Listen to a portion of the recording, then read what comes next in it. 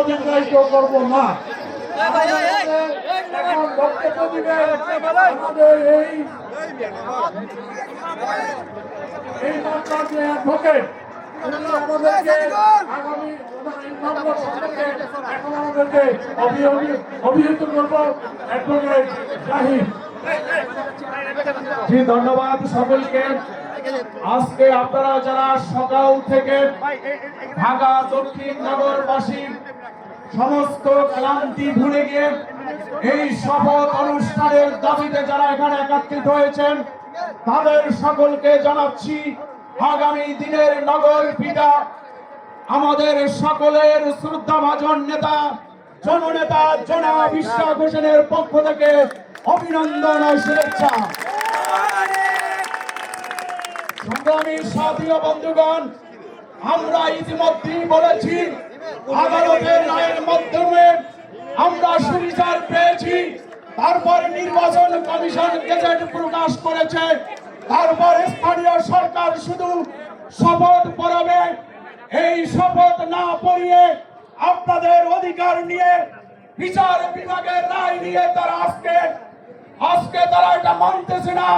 আমরা সবাই এর তীব্র নিন্দা ও প্রতিবাদ জানাচ্ছি এবং অবিলম্বে আহ্বান জানাচ্ছি আদালতের রায় মেনে নিয়ে আপনারা জননেতা এই ঢাকা দক্ষিণ সিটি কর্পোরেশনের মেয়র জনাব ইশরাক হোসেনকে শপথ পাঠ করান এবং দায়িত্বভার দিয়ে দেন।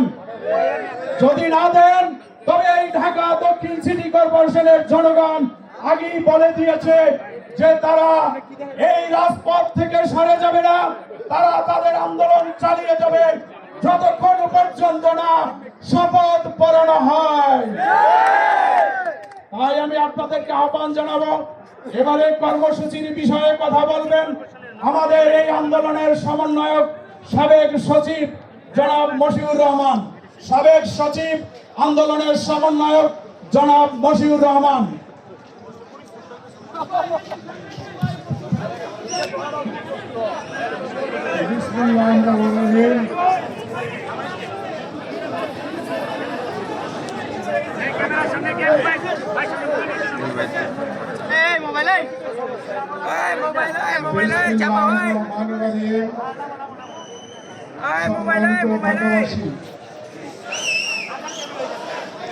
আমি আমার আজকে আগামীকালের কর্মসূচি ঘোষণার পূর্বে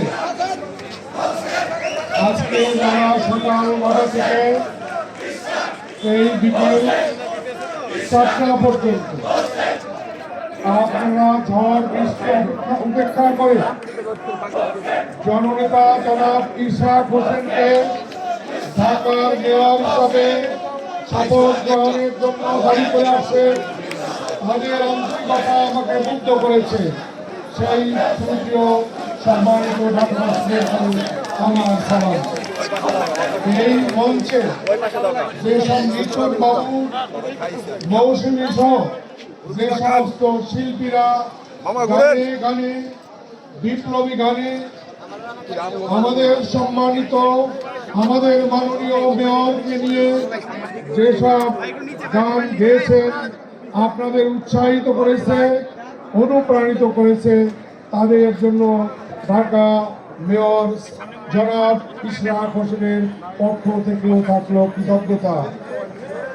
সম্মানিত ঢাকাবাসী, আজকে স্থানীয় সরকার উপদেষ্টা জনাব সজীব মাহমুদ সজীব ভুইয়া তিনি একটি বিবৃতি দিয়েছেন। বিবৃতিতে তিনি বলেছেন মামলা হাইকোর্টে মামলা পেন্ডিং আছে, আদালতের রায় পেন্ডিং থাকায় এটা নিষ্পত্তি করা যাচ্ছে না। ভাইরা, এটা অত্যন্ত মিথ্যা কথা, এটা জাতির সাথে প্রতারণা করা।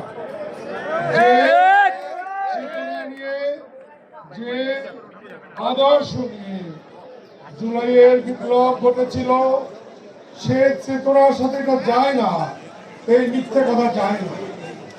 ব্যাপারটি এরকম, আদালত রায় দিয়েছে জনাব ইশরাক হোসেনকে ঢাকার মেয়র হিসাবে।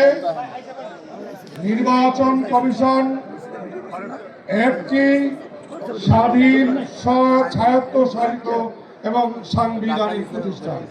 তারাও গেজেট করে দিয়েছেন জনাব ইশরাক হোসেনকে ঢাকা দক্ষিণ সিটি কর্পোরেশনের মেয়র হিসাবে।